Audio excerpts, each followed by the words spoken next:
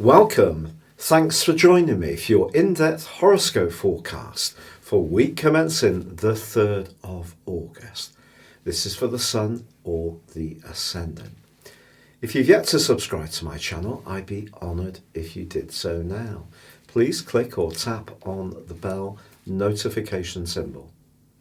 Also, if you'd like to chat with me directly, you can do so on Twitter at Horoscope Ace, or watch Elisa and I's daily astrology and spirituality video show by seeing the link below. If you've had any certainties because of the 13th Zodiac sign controversy, which has blown up yet again, please also check out my video beneath this one, which explains things in detail, clarifies the subject.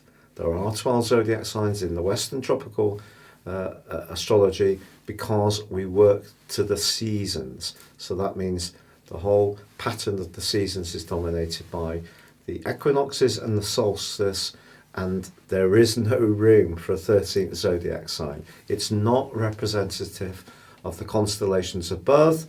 Of course, the Earth's axis has shifted, but that sidereal astrology that follows that, Western tropical astrology doesn't. So you can continue to watch my videos with confidence. Now, this week is a very busy week indeed, not least that we have a full moon on Monday, which kicks off proceedings and provides a backdrop for the next 2 weeks. This is in the democratic sign of Aquarius, which is all about us, the collective. On the other side of the heavens, we have the Sun, which is much more about our individual expression. It can also be about fun. Now, if we have fun, but we're not being conscious of how the impact of that may play out on others, perhaps this full moon is just reminding us that if we do feel quite impetuous or rebellious, because it is T-squared by the energies of Uranus, that responsibility does go side by side with freedom. But also this week, gloriously, Mercury ends a 10-week sojourn through the sign of Cancer, where it's not at its best. It moves midweek into Leo, which is a real warmth of and more dynamic thrust of energy, which is going to get our communication moving much quicker, much more energetically, much more enthusiastically, particularly when it comes to expressing ideas. Now, also, Venus has been in a very long 4-month transit through the sign of Gemini, which began on the 4th of April. And that comes to a close as the weekend dawns and it moves into the sign of Cancer, where it actually is very comfortable indeed. This is a very nurturing place for Venus to be, and it's a wonderful opportunity for us to appreciate our homes, our gardens, nature, or the people or situations which really soothe our senses. Now, there is, however, a very powerful right angle developing between Mars, initially Jupiter, later this week Pluto, and then later this month with Saturn. And the implications of this, essentially, is that Mars is going to be having a competition with these guys right through to the middle of October. So we do need to hang on to our celestial hats. Mars is about impulse in the sign of Aries, which it governs. It's about initiation. The posse of energy that's in Capricorn is all about the orthodox. It's about authority.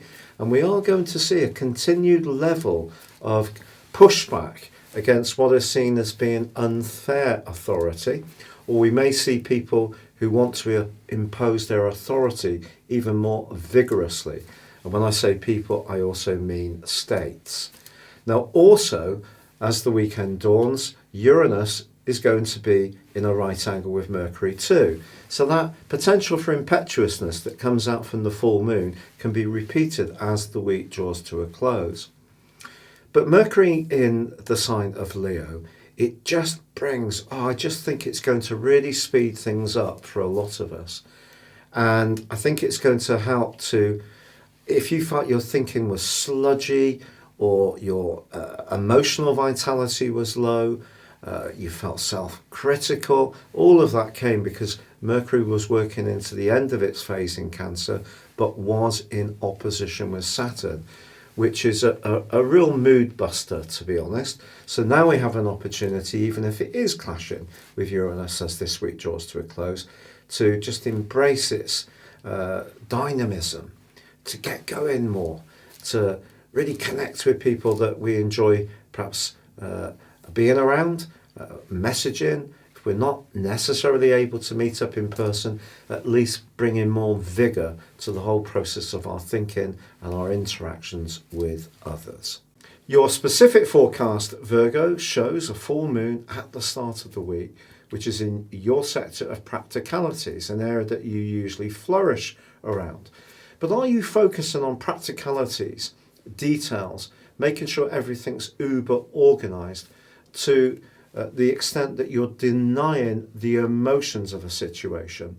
Now, if that is the case, the chances are it's going to come to the fore over the next couple of weeks, because Uranus, the planet of rebelliousness, clashes with this full moon. And even if you're wanting to not necessarily open up about something, someone could force your hand by being much more to the point and just confronting you with a truth as they see it. Or is it you who's going to be more outspoken? Time will tell. But your ruler, Mercury, moves midweek. Now, it's gone through a 10-week journey through the sign of Cancer, which broadly has been good for your friendships. But I think you've probably gone through a period where you've really been wondering if your future direction is on the right track.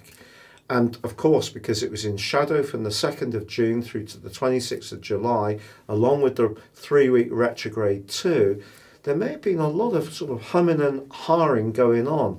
Perhaps some friendships have changed as well. Some loyalties have shifted.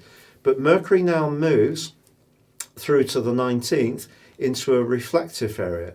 So you may find even more need to just think carefully about a deeply personal issue.